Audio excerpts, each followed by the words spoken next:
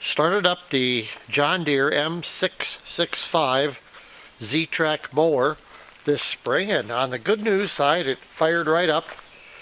Coming out of winter, battery is good. On the bad news, after a little while, the belt came off and I was hearing this really loud noise. Well, this is on the left side, or the port side, and there's no play in here.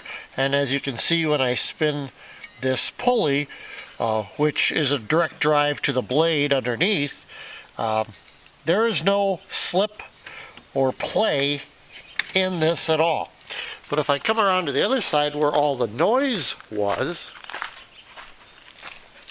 not only can we see the belt that has a lot of damage to it, but see how all that play and yeah. So it appears this bearing is shot, and I don't know all the details that goes into it, but clearly the pulley looks okay, but I don't know what else underneath. I looked at the parts manual, and that's for